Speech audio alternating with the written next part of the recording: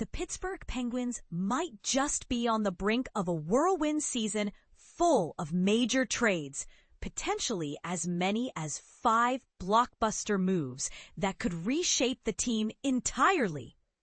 Although their offseason was relatively subdued, this quietly strategic approach sets the stage for an intriguing trade deadline. General Manager Kyle Dubas has maintained a low profile, keeping his intentions well hidden, which only fuels speculation and excitement. But here's where it gets controversial. While some might criticize Dubas for a cautious offseason, others argue he's cleverly setting up the Penguins for a stronger future rather than chasing short-lived fixes. So, what are the cards Dubas might reveal this season? A key highlight this summer was the Penguins' acquisition of goaltender Artur Silovs from the Vancouver Canucks. Silovs made a name for himself by winning the MVP award during the 2025 Calder Cup playoffs, leading the Abbotsford Canucks to their very first American Hockey League AHL championship. This move signals a prudent investment in the team's future between the pipes.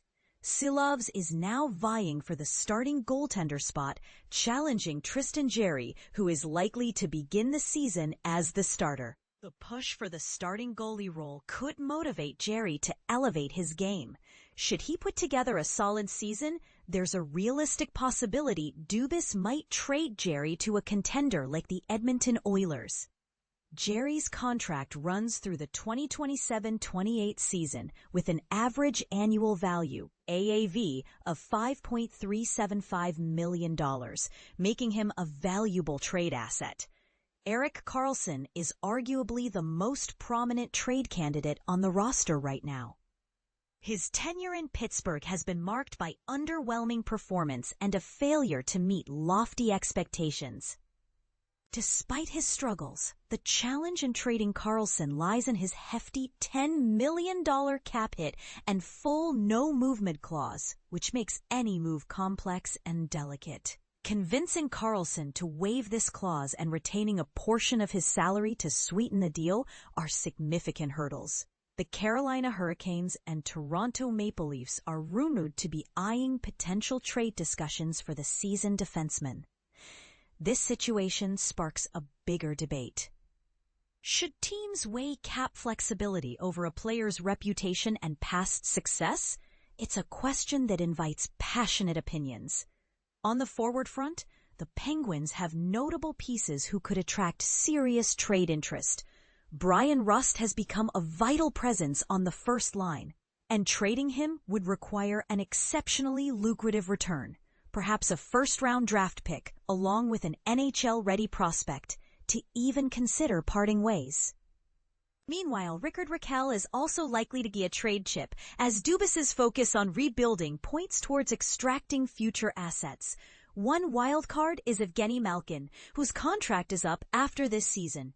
The Penguins probably won't offer him a new deal, indicating he could wear another NHL jersey if he opts to continue playing rather than retiring. This offseason marks a transitional phase for Pittsburgh. Even as Sidney Crosby and other cornerstone players remain a presence, the franchise is clearly turning the page. Dubas has fortified the farm system and amassed a substantial cache of draft picks with an eye on developing long-term success. Hiring Dan Muse as the new head coach is a bold move. Despite lacking NHL head coaching experience, Muse is reputed for nurturing young talent, aligning well with the team's youth-focused direction. The Penguins still face significant challenges, primarily in goaltending and defense, areas that remain vulnerabilities heading into the season. Although they have cap space available, Dubas seems uninterested in spending on quick fixes that fail to secure lasting success. His priority is laying a reliable foundation, even if that means enduring some tough seasons and potential playoff disappointments. Many analysts predict the Penguins won't be strong contenders this season, but if Dubas's plan comes to fruition, the team's future prospects are promising. So here's the thought-provoking question. With so many potential big-name trades looming, Is Pittsburgh positioning itself for sustainable success? Or is it risking alienating fans who want immediate results? Are teams like the Hurricanes or Leafs right to pursue Karlsson despite the obstacles? And what will happen if none of these blockbuster trades take place? Does that mean